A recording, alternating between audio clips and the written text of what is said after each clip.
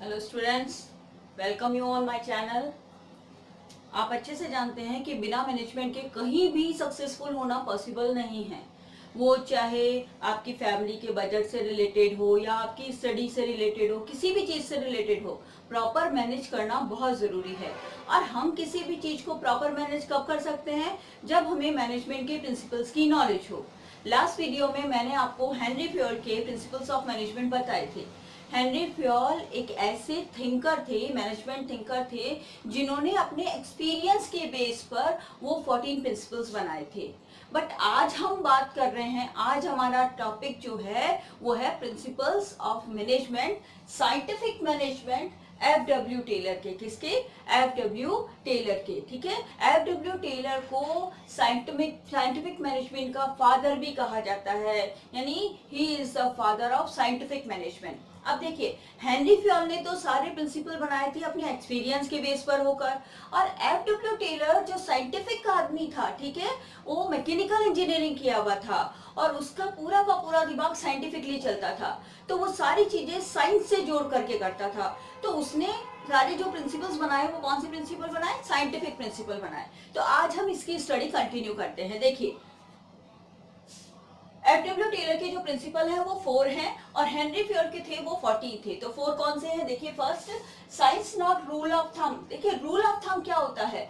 जब हम किसी चीज को साइंटिफिकली सोचे बगैर, बिना एनालिसिस करके, और जैसे हम पहले करते आ रहे हैं, अगर उसको वैसे के वैसे ही दोबारा कर लेते हैं या आगे उसी को एज इट इज अप्लाई कर लेते हैं, उसी को हम एप्लीकेबल कर लेते हैं, तो ऐसी कंडीशन को रूल ऑफ थंब कहते हैं कि हमने बिना सोचे समझे, बिना एनालिसिस किए, बिना साइंटिफिकली बेस्ट मेथड ढूंढे, हमने अगर किसी वर्क से रिलेटेड डिसीजन ले लिया है तो उसे रूल ऑफ थंब कहते हैं। ठीक है, तो यहाँ पर F.W. टेलर क्या कह रहे हैं? Rule of thumb, not rule of thumb, यानी रूल ऑफ थंब को यूज नहीं करना है। उसकी जगह हमें जितने भी वर्क करने हैं वो साइंटिफिकली उसके डिसीजन लेने हैं। जो भी हम वर्क करें या जो भी हमें प्रोडक्शन करना है या एम्प्लॉय से रिलेटेड कोई भी डिसीजन लेना है, तो वो डिसीजन हमें कैसे लेना है?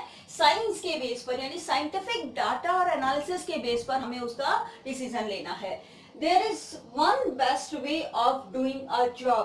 टेलर क्या मानते हैं? F.W. टेलर कहते हैं कि किसी भी जॉब को कंप्लीट करने के लिए, परफॉर्म करने के लिए एक बेस्ट वे जरूर होता है और हमें उस बेस्ट वे को फाइंड आउट करना है। ये नहीं कि हमें रूल ऑफ थंब, यानी जो बरसों से चला आ रहा था उसी वे को हमने यूज कर लिया, तो हमें वो वे नहीं करना है। जैसे अब हम क्या कर रहे हैं? ऑनलाइन स्टडी कर रहे हैं, तो हमने क्या किया? अपना साइंटिफिकली नया मेथड ढूंढा। तो हमें रूल ऑफ थंब को यूज नहीं करना है, उसकी जगह क्या करना है? साइंटिफिक मेथड्स को यूज करना है और हर वर्क को करने का जो बेस्ट वे है उसे फाइंड आउट करना है। तो फर्स्ट प्रिंसिपल F.W. टेलर का क्या क्या है कि रूल ऑफ थंब को यूज नहीं करना है, साइंटिफिकली सारे डिसीजन लेने हैं और हर वर्क को, हर जॉब को कंप्लीट करने का बेस्ट वे फाइंड आउट करना है। सेकंड देखिए, हार्मनी नॉट डिस्कॉर्ड। हार्मनी होनी चाहिए, डिस्कॉर्ड नहीं होना चाहिए, विरोध नहीं होना चाहिए, कॉन्फ्लिक्ट्स नहीं होने चाहिए। किस किस के बीच में? वर्कर्स और मैनेजमेंट के बीच में कोई कॉन्फ्लिक्ट्स नहीं होने चाहिए, उनके बीच में हार्मनी होनी चाहिए। और उसके लिए F.W. टेलर ने एक वर्ड यूज लिया है, मेंटल रेवोल्यूशन। मेंटल रेवोल्यूशन का मीनिंग ये है कि मैनेजमेंट को और वर्कर्स को मेंटली अपनी थॉट्स में चेंजेस लाने हैं। क्या चेंजेस लाने हैं? वर्कर्स को ये अंडरस्टैंड करना पड़ेगा, अंडरस्टूड होना पड़ेगा कि जब तक मैनेजमेंट का वेलफेयर नहीं होता है, वर्कर्स का वेलफेयर यानी उनका वेलफेयर पॉसिबल नहीं है। और मैनेजमेंट को भी ये अंडरस्टूड करना है कि जब तक वर्कर्स खुश नहीं होते या उनका वेलफेयर नहीं होता, ऑर्गेनाइजेशन का वेलफेयर नहीं हो पाएगा। क्योंकि जब तक वर्कर्स अच्छे से वर्क नहीं करेंगे, ऑर्गेनाइजेशन को प्रॉफिट नहीं होगा, और ऑर्गेनाइजेशन को प्रॉफिट नहीं होगा तो वर्कर्स को सैलरी ज्यादा नहीं मिलेगी, और अगर ऑर्गेनाइजेशन को प्रॉफिट नहीं होगा तो मैनेजमेंट भी हैप्पी नहीं रहेगा। तो दोनों के वेलफेयर एक दूसरे पे डिपेंडेंट है। इसीलिए F.W. टेलर कह रहे हैं कि मेंटल रेवोल्यूशन की जरूरत है। वो पुरानी थिंकिंग नहीं, अब नई सोच के साथ रेवोल्यूशन लेके आना है, थॉट्स में चेंजेस लेके आना है कि मैनेजमेंट और वर्कर्स आपस में कॉन्फ्लिक्ट्स नहीं हो। उनके लिए ये समझना जरूरी है कि दोनों का वेलफेयर, दोनों का बेनिफिट एक दूसरे पे डिपेंडेंट है। है, सो दैट हार्मनी होनी चाहिए, नॉट डिस्कॉर्ड, डिस्कॉर्ड नहीं होना चाहिए। इसके लिए क्या किया जा सकता है? Sharing of gains. कौन? मैनेजमेंट अगर इंस्टीट्यूशन में प्रॉफिट अर्न करते हैं तो ऐसी कंडीशन में ये प्रॉफिट किसके साथ शेयर होने चाहिए? वर्कर्स के साथ। कैसे? एज अ बोनस उनको दिया जाना चाहिए। इससे वर्कर्स हैप्पी होंगे और ज्यादा एफिशिएंट होकर वर्क करने के लिए मोटिवेट होंगे। तो ये दूसरा प्रिंसिपल आपका कहता है कि हार्मनी होनी चाहिए, डिस्कॉर्ड नहीं होना चाहिए, और उसके लिए मैनेजमेंट और वर्कर्स को मेंटल रेवोल्यूशन की रिक्वायरमेंट है। दोनों को अपने थॉट्स में चेंजेस लाने होंगे और इसके लिए मैनेजमेंट को अपने गेन्स को शेयर करना चाहिए अपने वर्कर्स के साथ, और वर्कर्स को ऐसी कोई डिमांड नहीं करनी चाहिए जो वाजिब नहीं है, ठीक है, जो फेयर नहीं है, ऐसी कोई डिमांड नहीं करनी चाहिए। थर्ड देखिए, कॉपरेशन नॉट इंडिविजुअलिज्म, यानी कॉपरेशन की फीलिंग होनी चाहिए। इंडिविजुअल यानी किसी एक की बात नहीं होनी चाहिए।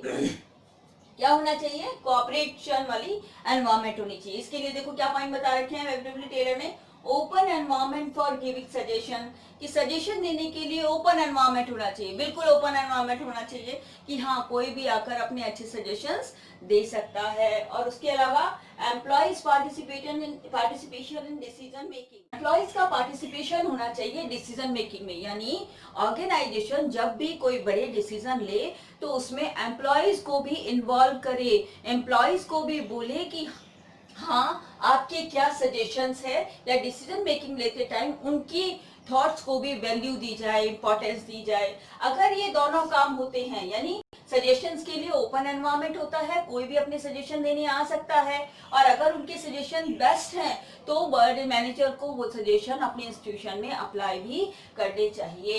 एम्प्लॉइज के पार्टिसिपेशन को शामिल करना चाहिए, यानी एम्प्लॉइज को डिसीजन मेकिंग में, हो सकता है उनका कोई रिप्रेजेंटेटिव हो, उनका कोई हेड हो, ठीक है ना, लीडर हो, उसको डिसीजन मेकिंग लेते वक्त हम उसको पार्टिसिपेशन दे सकते हैं, शामिल कर सकते हैं। Next principle, development of every person, हर पर्सन का, to his greatest efficiency and prosperity, हर एक का, क्योंकि कोई भी वर्कर अगर इंस्टीट्यूशन में आता है तो वो सैलरी के साथ साथ अपनी स्किल्स को और अपने आप को डेवलप करने के लिए भी आता है, तो उसके इस ऑब्जेक्टिव को भी पूरा करना है। तो एफडब्ल्यू टेलर कह रहे हैं साइंटिफिक मैनेजमेंट से कि डेवलपमेंट होना चाहिए एवरी पर्सन का, किससे? उसकी ग्रेटेस्ट एफिशिएंसी का और उसकी प्रॉस्पेरिटी का। कैसे कर सकते हैं? देखो एफडब्ल्यू टेलर ने 2 पॉइंट बताए हैं, प्रोवाइड ट्रेनिंग, उनको क्या दी जाए? वर्कर्स को टाइम टू टाइम ट्रेनिंग दी जाए ताकि वो नए मेथड्स, नई मशीनरी, नए जो तरीके हैं उनको सीख सके, जान सके। एंड स्किल डेवलपमेंट प्रोग्राम, और टाइम टू टाइम ऑर्गेनाइजेशन को क्या ऑर्गेनाइज करना चाहिए? स्किल डेवलपमेंट प्रोग्राम ऑर्गेनाइज करने चाहिए। इससे क्या होगा? हर पर्सन की स्किल एफिशिएंसी इंक्रीज होगी, ट्रेनिंग से इंक्रीज होगी। नेक्स्ट देखिए, डिस्ट्रीब्यूशन ऑफ टास्क, कोई भी वर्क दिया जाए, जॉब दिया जाए, according to interest and knowledge, जो पर्सन, जो वर्कर जिस काम को करने में एक्सपर्ट है या उसको जिस चीज की नॉलेज है और जिसको करने में वो इंटरेस्ट रखता है, उसको उसी के अकॉर्डिंग जॉब दिया जाए, उनको उसी के लिए अपॉइंट किया जाए। क्योंकि अगर आप किसी को उसके इंटरेस्ट के अकॉर्डिंग वर्क नहीं दोगे, जिसकी उसे नॉलेज ही नहीं है, तो वो प्रॉपरली वर्क नहीं कर पाएगा, एफिशिएंट होके वर्क नहीं कर पाएगा। और अगर आप उसको उसके इंटरेस्ट का वर्क देते हो तो वो और ज्यादा दिन ब दिन और ज्यादा अच्छा और एफिशिएंट होके वर्क करेगा, तो उससे उसकी प्रॉस्पेरिटी भी इंक्रीज होगी, ठीक है ना। तो इस तरीके से ये 4th प्रिंसिपल है, development of every person to his greatest efficiency and prosperity. ये 4 प्रिंसिपल्स हैं साइंटिफिक मैनेजमेंट के, एफडब्ल्यू टेलर के। एफडब्ल्यू टेलर ने प्रिंसिपल्स के साथ साथ टेक्निक भी दी है जो मैं आपको अगले वीडियो में समझाऊंगी। अगर आपको इसमें से किसी में भी कोई प्रॉब्लम है तो मुझे कमेंट करिएगा। अगर आप मेरे चैनल पे न्यू हैं तो उसे सब्सक्राइब करिएगा, लाइक करिएगा, शेयर करिएगा।